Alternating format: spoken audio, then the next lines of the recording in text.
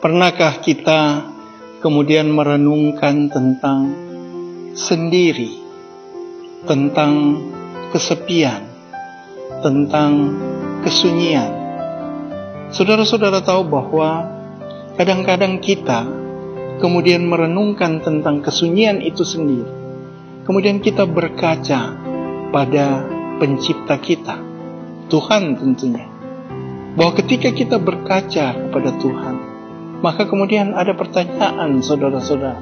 Terus, apakah Tuhan sebelum menciptakan manusia, kemudian kita bisa menyebut Tuhan itu kesepian? Apakah Dia itu sunyi, sepi, perlu menciptakan manusia? Saudara-saudara tahu bahwa kita mengetahui betul apa yang menjadi sifat Tuhan. Sifat-sifat yang disebut dengan sifat-sifat universal.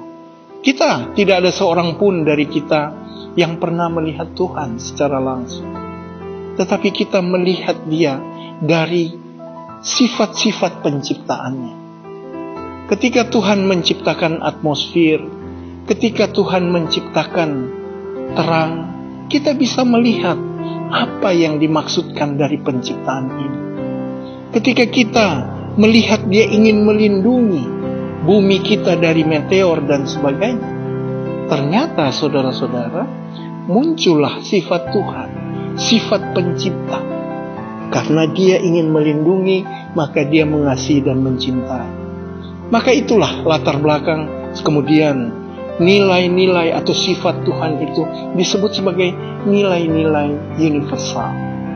Maka saudara-saudara tahu bahwa nilai universal ini adalah nilai yang tidak terbatas, atau nilai-nilai yang dihadirkan karena ketidakterbatasannya Tuhan.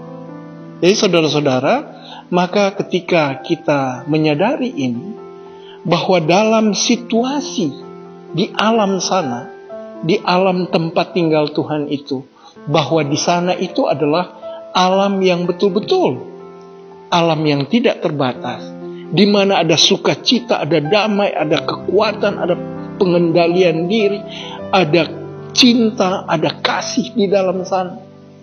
Maka sudah pasti saudara-saudara, Tuhan Dia sendiri, tapi tidak sendirian. Alone but not lonely. Tuhan sendiri, tapi tidak sendiri. Kenapa? Karena sifat-sifat universal yang menguasai. Walaupun Dia sendirian, walaupun Dia sebatang kara, psikologi Tuhan dikuasai oleh sukacita, oleh damai sejahtera. Demikianlah juga bagi kita yang merasa kesepian, sunyi dan sendiri.